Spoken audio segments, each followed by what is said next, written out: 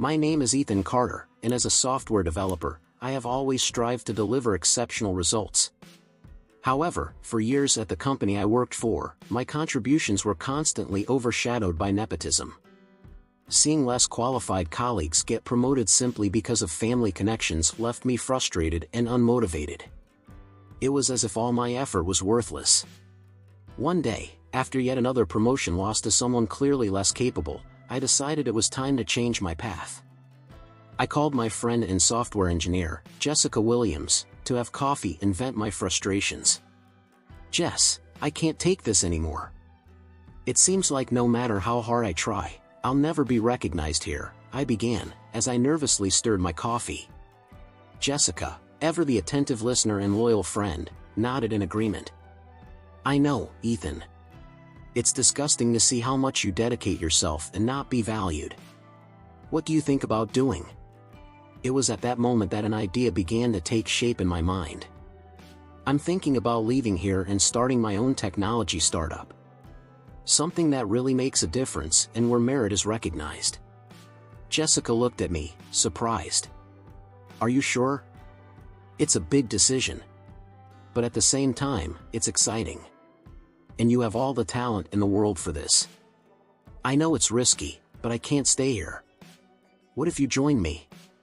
We already work so well together, and I know we could create something amazing," I suggested, feeling a mix of nervousness and excitement as I verbalized my plan.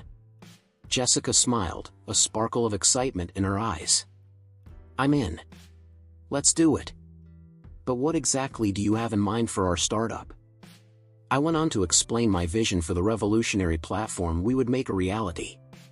The idea was to create an intuitive and personalized interface that would make it easier for people to interact with technology, something that could be used by both beginners and experts.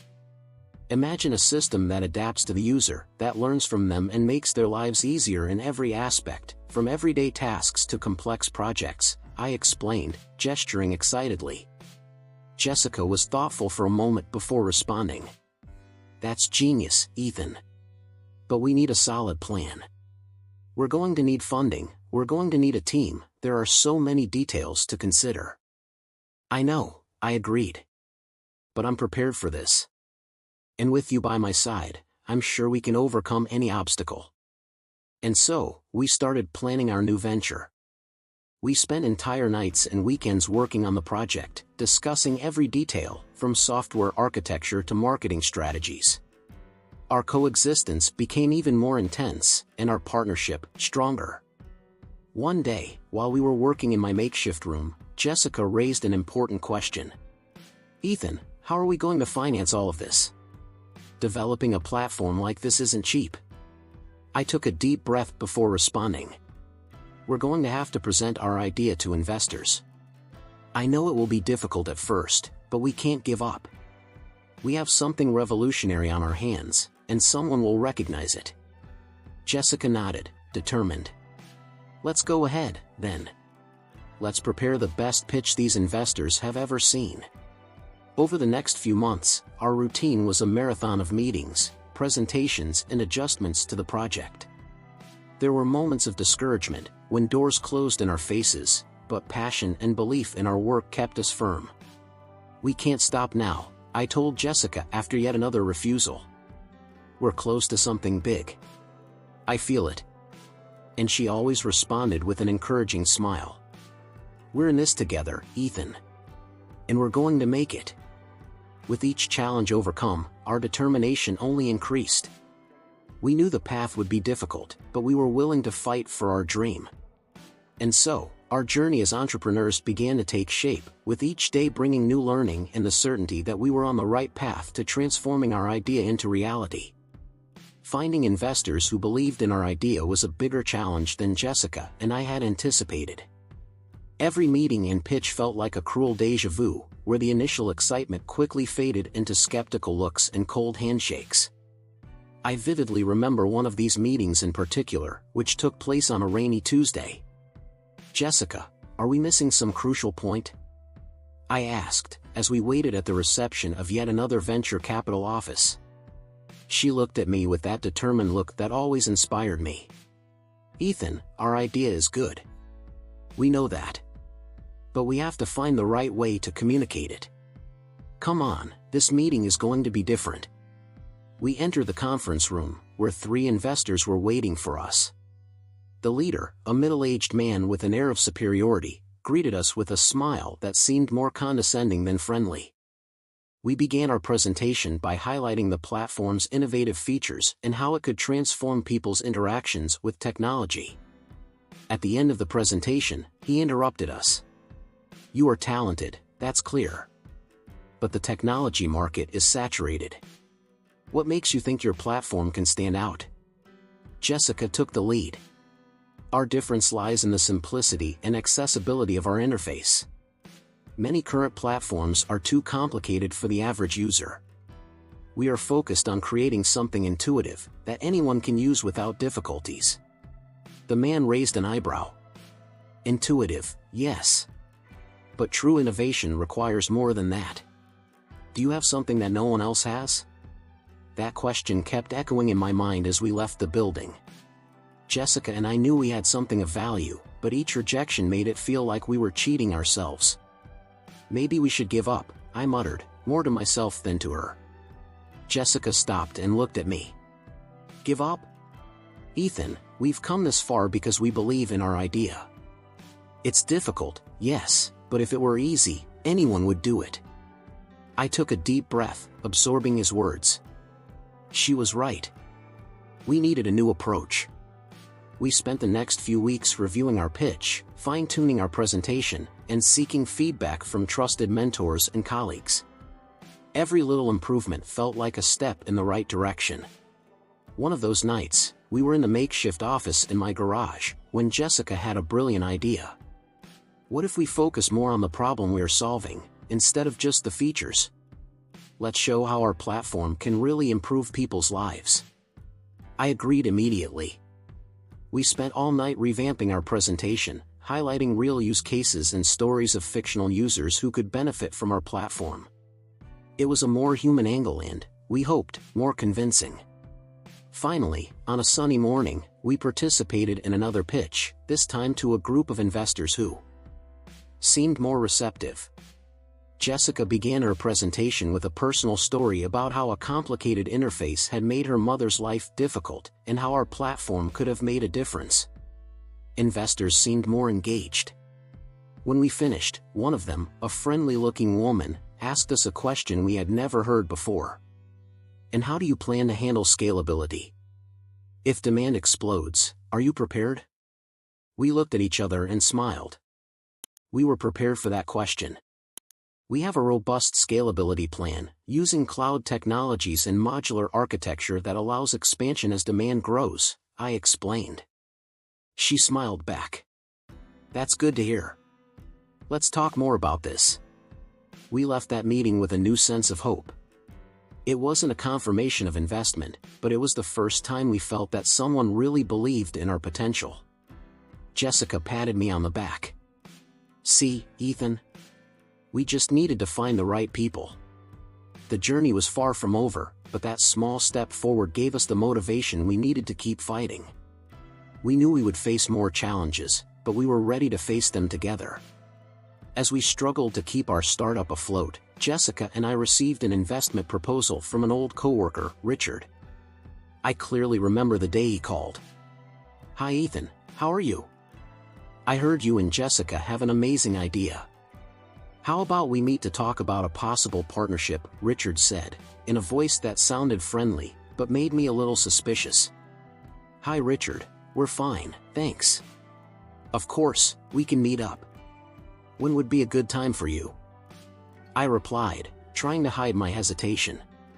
We scheduled it for the following week. On the day of the meeting, Jessica and I were excited but also cautious. The need for funds was urgent, but something in me told me to be careful. We met Richard at a cafe in the city center. "Ethan, Jessica, it's great to see you," Richard said, smiling broadly. We sat down and started discussing the terms of the investment. Richard offered us a substantial sum, which seemed like a solution to our immediate financial problems. However, something about his approach bothered me. "Richard, we really appreciate your offer. But can we know more about your expectations and what you expect in return? I asked. Of course, Ethan. My intention is simple. I want to see this revolutionary platform come to life. I trust your talent and I want to be part of your success. In return, I would like a sizable stake in the company.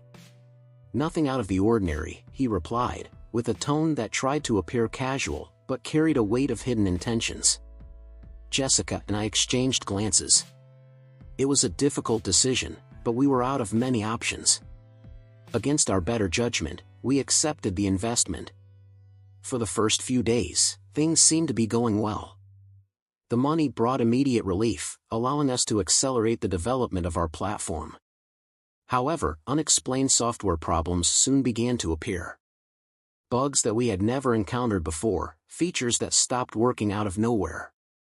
Jessica, did you see that? The code was perfect yesterday, and now it's full of errors. I said, frustrated, as I stared at the computer screen. It doesn't make sense, Ethan. I reviewed everything thoroughly. It's like someone was messing with the code without our knowledge, Jessica replied, visibly worried. It was then that we decided to investigate further. We spent sleepless nights reviewing every line of code, trying to find the source of problems. One of those nights, Jessica had an idea. Ethan, what if we install a monitoring system? Something that allows us to see all the changes in real time and identify who is making those changes, she suggested. Brilliant, Jessica. Let's do this, I agreed, feeling a new wave of hope. We implemented the monitoring system and it didn't take long for us to discover the truth. The changes were being made remotely, and all the evidence pointed to Richard. I knew there was something wrong with him. He never really wanted to help us, I said, with a mixture of anger and disappointment. We need to confront him, Ethan. And we also need to find a way to protect our work, Jessica stated with determination. The next day, we scheduled a new meeting with Richard. When we confronted him with the evidence, his expression changed. You don't have hard evidence. And even if you did, who would believe you? I'm a respected investor, Richard said, trying to maintain his composure. Don't underestimate our ability to prove the truth, Richard. As for us, we'll move on without you.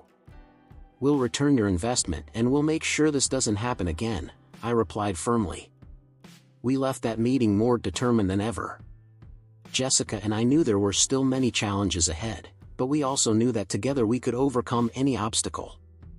And so, we continue our journey, stronger and more united than ever. Facing conflict with my brother, Liam, was one of the hardest parts of this entire journey. I clearly remember the moment our relationship started to deteriorate. He was always the perfect son in our parents' eyes, following in our father's footsteps in the family business. Meanwhile, I was always the rebel, seeking my own path in the world of technology. When I decided to leave the company due to nepotism and found my own startup, the tension between us only increased. Liam and I rarely talked about work, but after I left the company, our interactions became even fewer. He believed I was being impulsive and irresponsible, while I saw him as an embodiment of the toxic culture that motivated me to leave. Things got worse when he started making derogatory comments about my startup at family gatherings. One night, during dinner at our parents' house, the tension finally came to a head. Liam couldn't resist one last tease. So, Ethan, how's your startup joke going? He said with a sarcastic smile. I took a deep breath, trying to stay calm. It's going well, Liam. We're making progress, despite some challenges, I replied, trying to be diplomatic. But he didn't stop there. Challenges? Oh, of course. Because it's easy to compete with companies that have decades of experience and infinite resources, right? I could feel the blood boil. The frustration built up over the months was about to explode. At least we're trying to do something new, something that really matters. As opposed to blindly following a tradition just because it's convenient, I replied, my voice thick with emotion. Our parents watched in silence, clearly uncomfortable with the exchange of barbs. Liam was visibly angry. Do you think you're the only one who works hard, Ethan? Just because you decided to drop everything and start from scratch doesn't make you better than anyone else. You need to understand that not everything is about you. And you need to understand that merit must be recognized. I replied. I was passed over so many times, not because I wasn't good enough, but because I didn't have the right last name. And you know this. The conversation ended abruptly, and dinner was a disaster. But that confrontation was a turning point. Over the next few days, I began to notice small changes in Liam's behavior. He seemed more introspective, less critical. Maybe, somehow, my words had resonated with him. A few weeks later, he contacted me. It was a surprise to see him at the door of my apartment. "We can talk?" he asked, visibly uncomfortable. I invited him in, still skeptical about his intentions. We sat in the living room, and he started talking. "I've been thinking a lot about what you said that night. About merit and recognition. And I have to admit that maybe you're right. I always followed the path expected of me, without question. And seeing what you're doing, your determination, made me realize that maybe I'm complacent." I was surprised by his sincerity. "Liam, I never wanted this to become a competition between us. I just wanted the chance to prove myself, to do something meaningful." He nodded, seeming to understand for the first time. "I know. And that's why I'm here. I want to help. I want to be part of what you are building. Maybe we can start again, as brothers and as partners." That conversation was the beginning of a new phase for us. Liam decided to leave the nepotism company and join our startup. Working together wasn't easy at first, but little by little, we found a way to combine our skills and build something even bigger. This experience not only strengthened our startup, but also helped us grow as individuals and as brothers. We learned to value merit, perseverance, and, above all, the importance of supporting each other on our journeys. The truth is that Jessica's life was in a whirlwind of emotions. His mother, Alice, had been diagnosed with a serious and debilitating illness, and the weight of the world seemed to have fallen on her shoulders. I could see the exhaustion in her eyes, even though she tried to hide it.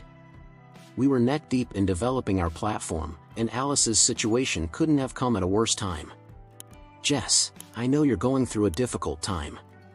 If you need some time, I completely understand," I said, trying to offer some comfort. She sighed, her gaze lost somewhere far away in the room. "Ethan, my mother is everything to me. I want to be by her side, but I also can't abandon our project. We are so close to something big." Jessica's decision to divide her work and caring for her mother was admirable, but I knew how much it was wearing on her. She would often spend sleepless nights in the hospital and then come straight to the office. The pressure was starting to show clear signs. There were days when I would find her in the office with deep circles under her eyes and a haggard expression, but always determined to continue. "Let's do this," I suggested, after a long pause. "We can take turns. When you need time to take care of your mother, I'll take care of things here. And when you're here, we'll do our best together. We're a team, remember?" Jessica smiled, although it was a sad smile. "You always know what to say, Ethan. Thanks for that." As we tried to balance everything, Alice's situation worsened. Jessica received constant calls from the hospital, and I could see the anguish on her face every time she answered the phone. One afternoon, as we were working on a critical line of code, Jessica's phone rang again. She answered, and I could see the immediate change in her expression. "I have to go," he said, his voice shaking. "My mother, she had a bad time." "Sure, go. I'll take care of everything here," I assured. The following days were difficult. Jessica spent more time at the hospital than at the office. I tried to keep things going, but her lack was felt in every aspect of our work. His expertise, his vision, his spirit, everything was indispensable. However, I knew her mother needed her more than ever. One afternoon, after a particularly difficult visit to the hospital, Jessica and I sat in the little cafe near our office. She was visibly shaken. "She's hurting so much, Ethan," he said, with tears in his eyes. I don't know if I'm doing the right thing, trying to balance all of this. You're doing the best you can, Jess, I replied, holding her hand. No one can ask for more than that. We will get through this together, as we always have. In the days that followed, I tried to relieve her as much as possible. I took on more responsibilities and spent more hours at the office. Jessica, in turn, continued to contribute whenever she could, often working remotely from the hospital. Even with everything that was happening, she didn't give up. His dedication was a testament to his character and strength. It was on one of these nights, while we were working together late at night, that Jessica surprised me. Ethan, he began, hesitantly, I wanted to say that no matter what happens, I believe in our vision. I believe in us. I smiled, feeling a surge of emotion. And I believe in you, Jessica. We're going to make this happen, for us and for your mother. The journey was exhausting, but Jessica's resilience was inspiring. Your ability to balance caring for your mother and our project was nothing short of heroic. And with each passing day, our friendship and partnership grew even stronger. Together, we were determined to turn our startup into a success, no matter how difficult the path. The startup finally started to gain traction, attracting attention from the technology sector. Jessica and I were exhausted but excited about the progress. We were able to resolve the sabotage issues that had been haunting us, and our product was better than ever. However, the calm was short-lived. We soon realized that our former colleagues, now envious of our emerging success, had intensified their attempts to harm us. One morning, as we were reviewing our platform's performance data, Jessica entered the room with a worried expression. Ethan, we need to talk, she said, closing the door behind her. What happened? I asked, already feeling the weight of worry settle in my chest. I received an anonymous email, she began, sliding her laptop toward me. It seems that our old colleagues are trying to sabotage us again. This time, they are spreading false rumors about the security of our software. I looked at the screen and saw a series of defamatory messages on technology forums. My blood boiled. It was frustrating to see that even with our efforts to deal with the previous sabotage, we were still the target of attacks. We need to act quickly, I declared. We cannot let these rumors gain strength. Jessica nodded. We spent the entire afternoon devising a strategy to mitigate the damage. We decided to be transparent with our users and investors, sharing the security measures we have implemented and reinforcing our commitment to product integrity. The next day, we organized a meeting with our team to discuss the situation. I know everyone has been working tirelessly, I began, looking at each face around the table. But we need to unite more than ever. These attacks are just a desperate attempt to bring us down. We can't let them win. I agree, Ethan, said Sarah, our marketing manager. We will launch an information campaign on social media, showing what we are doing to ensure the security of our software. Great idea, Sarah, Jessica replied. Additionally, we will intensify our security testing and share the results publicly. As we work to curb defamation, the challenges only increased. We have received threats of lawsuits and false reports of software failures. The pressure was immense, but our determination was even greater. One night, after another long day at work, Jessica and I were in the office, reviewing our plans. She sighed, exhausted. You know, Ethan, sometimes I wonder if we'll ever have peace, she said, with a tired smile. Yes, we will, I replied, trying to be optimistic. We are doing the right thing. We won't let them bring us down. That's what keeps me going, she admitted. Knowing that we are fighting for something we truly believe in. The following days were intense, but our transparency and proactivity began to bear fruit. Our users and investors responded positively to our enlightenment campaign, and the rumors began to die down. However, we knew that our former colleagues would not give up so easily. One afternoon, I received an unexpected call from one of the industry's leading investors, who had previously rejected us. Ethan, I've been following the trajectory of your startup, he said. We are impressed with how you handled the recent attacks. We would like to talk about a possible investment. "Thank you for your interest," I replied, remaining calm. "Let's schedule a meeting to discuss the details." After hanging up, I looked at Jessica, who was sitting in front of me. "It looks like the tide is turning in our favor," he said, with a smile of relief. "We still have a long way to go," she replied, but there was a glimmer of hope in her eyes. The battle was far from over, but each small triumph gave us the strength to continue. We knew that together we could overcome any challenge that came our way. And, with each obstacle overcome, our startup became stronger, a true symbol of merit and hard work. When the investors who initially rejected our startup started showing interest again, I confess that I felt a mixture of satisfaction and apprehension. Jessica and I were finally seeing recognition for our hard work, but the conditions they proposed were troubling to say the least. "Jess, did you see that?" I asked, looking up from the document we had just received. Jessica, who was sitting next to me, leaned forward to take a look. She frowned almost immediately. "They want a higher percentage than any previous investor. And they want to have a say in development decisions." "I know," I sighed. "This could compromise the entire integrity of our project. They could end up steering the platform towards something that is not what we planned."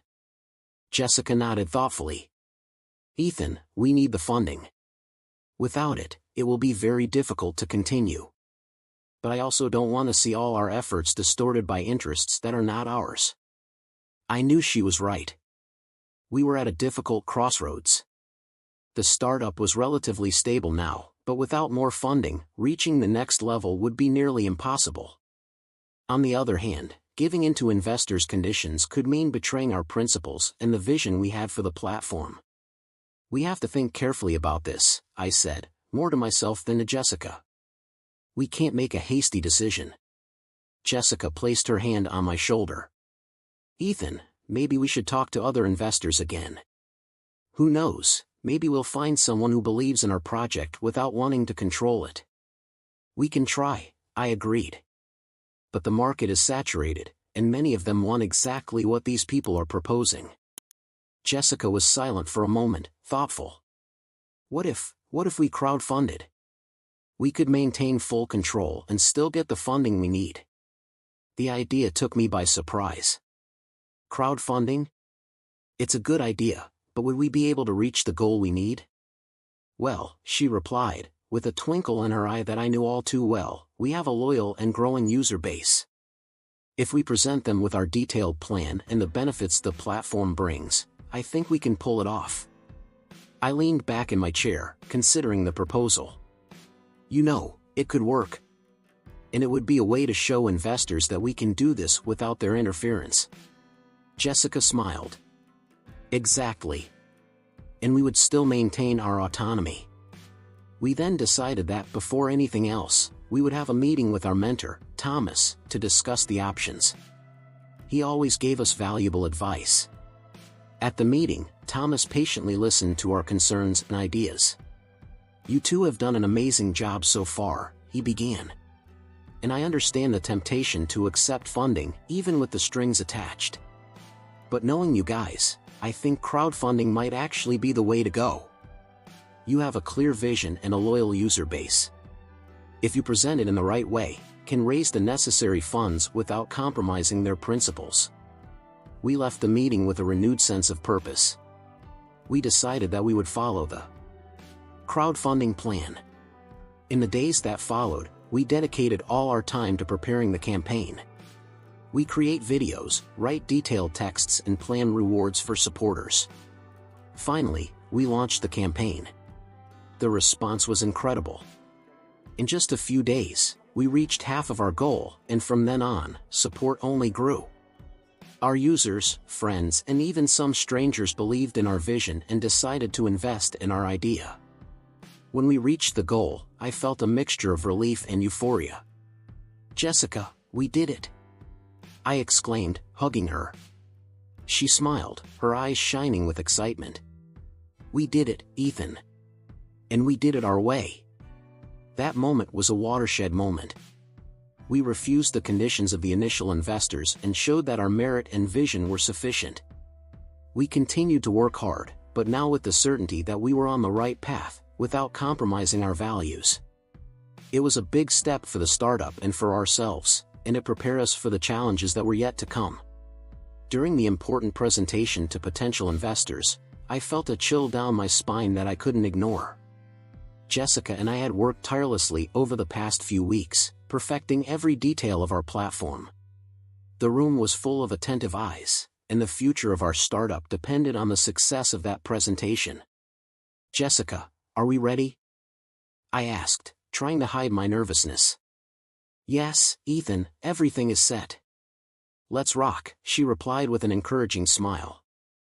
I started the presentation with confidence, talking about our vision and the innovation that our platform brought to the market. Investors seemed intrigued, some were even whispering among themselves, which I considered a good sign. However, when it came time to demonstrate the core functionality of our platform, the unexpected happened. "We will now show how our technology can transform user interaction," he said, clicking the button to start the live demonstration. To our horror, the screen froze. I tried to maintain my composure, but my heart skipped a beat. Jessica glanced quickly at me, and I saw the same terror reflected in her eyes. An uneasy murmur began to spread throughout the room. "Jessica, what's going on?" I whispered, trying not to panic. "I don't know, Ethan. This has never happened before." "Let me check," she replied, already typing frantically on her laptop. The tension was palpable. Some investors began to look at their watches, while others whispered among themselves, clearly impatient. My stomach was spinning. I felt like everything we had worked for was about to fall apart. "Ethan, I think we're facing real-time sabotage," Jessica said, her voice shaky but determined. "Someone is trying to take us down. We need to do something fast." "We can't miss this opportunity," I replied, trying to think of a quick solution. Jessica took a deep breath and her fingers began to fly over the keyboard. "I have an idea. I'm going to use an emergency script I developed for situations like this. It might buy us a few precious minutes to solve the problem." "Do whatever it takes, Jessica. I'll try to keep the investors' attention," I said, turning to the audience with a forced smile. "Ladies and gentlemen, I apologize for the interruption. We are experiencing a minor technical issue, but we are working to resolve it immediately. In the meantime, let me explain in more detail the benefits of our platform," he said, trying to stall for time. Jessica continued to work tirelessly. A few minutes later, she gave me a thumbs up. "Ethan, I managed to bypass the sabotage. We are ready to resume the demonstration. Thanks for your patience. Now, let's get back to our live demo," I announced, praying that everything would go well this time. To our relief, the platform worked perfectly. We showed off all the innovative features we had developed, and the investors seemed impressed. The tension began to ease, and I felt a wave of relief. At the end of the presentation, investors asked several questions, all of which were answered with confidence and clarity. It seemed like we had managed to turn the game in our favor. "Congratulations on your resilience and quick resolution, Ethan and Jessica," said one of the investors. "We were very impressed with your technology and ability to deal with crises. We would like to discuss a possible partnership." We left the room exhausted but relieved. "Jessica, you saved the day. I don't know what I would have done without you," he said, hugging her. "It was a joint effort, Ethan." "We're a team," she replied, smiling. That presentation was a turning point for our startup. It showed us that no matter the obstacles, our determination and skills could overcome any challenge. From then on, we knew we were ready to face any adversity that came our way. Finally, after so many battles and sleepless nights, we received news that changed everything: significant funding for our startup. Jessica and I couldn't believe it. After so much effort and dedication, we were finally starting to see the fruits of our hard work. The feeling of relief and accomplishment was indescribable. I remember sitting in our little makeshift meeting room when the phone rang. He was one of the most influential investors in the sector, who had been impressed by our resilience and innovation during the last presentation. He wanted to invest in our startup. As I hung up the phone, I looked at Jessica, who was sitting next to me, and said, "We did it, Jess. They're going to invest in us." She looked at me with her eyes shining with joy and replied, "I knew we could do it, Ethan. I knew all our effort would be worth it." We hugged, feeling a mix of relief and happiness. With the funding, we were able to further improve our platform. Our product started to gain traction in the market and, before long, we were being recognized as one of the most innovative startups in the technology sector. The feeling of seeing our work recognized and valued was indescribable. We have been invited to speak at several important conferences. At one of these conferences, as I was preparing to go on stage, my cell phone rang. It was my brother. The relationship between us had been tense since I left the company where we worked together, but something was changing. "Hi, Ethan. Can we talk?" he asked, his voice hesitant. "Of course, Mark." "What is it?" I replied, surprised by the unexpected call. I wanted to say that I'm proud of you. I saw what you and Jessica achieved and it made me reflect on a lot of things. I want to leave the company and join you. I think I have a lot to learn and I believe in what you are doing." I was silent for a moment, absorbing his words. The reconciliation I had been waiting for was finally happening. "Mark, it would be an honor to have you with us. I've always believed in your potential and I'm glad you made this decision." From that moment on, our relationship began to rebuild. Mark joined our team and brings with him valuable new perspectives and skills. Working alongside my brother, now as a partner and not as a rival, was a transformative experience. The tension that once existed between us gave way to an even stronger bond. As time passed, our startup continued to grow and prosper. Jessica and I have become prominent figures in the technology industry, often being invited to share our story and inspire other entrepreneurs.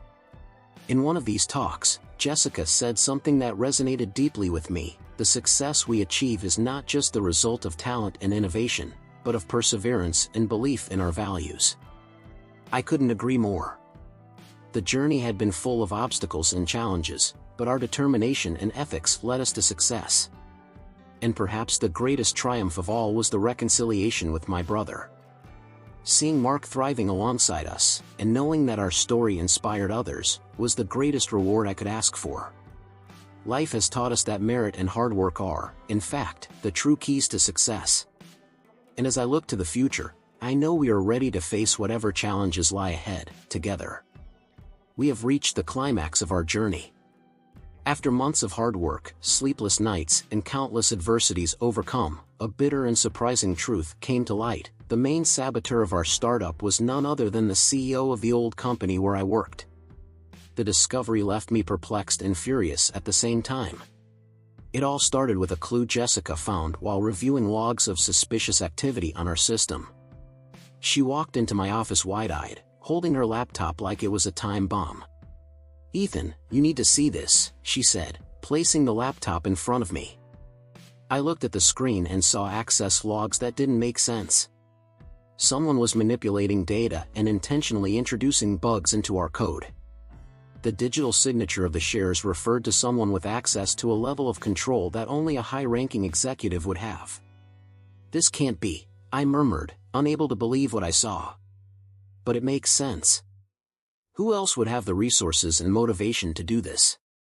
Jessica nodded, with a determined look. "We need to prove it, Ethan. If it's really him, we have to expose this injustice." We decided to act quickly, but cautiously. We gathered all the evidence we could find and consulted a lawyer specializing in cybercrimes.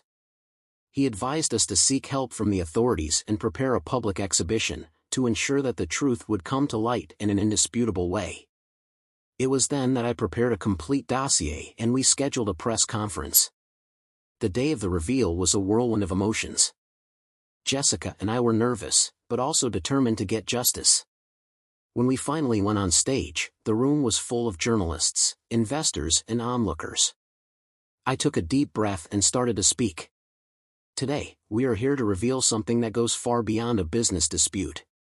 What we are about to share is not just about our startup, but about a fight against unethical and corrupt practices that undermine true merit and hard work. As he exposed the evidence, showing access logs and code manipulations, the murmurs in the room increased.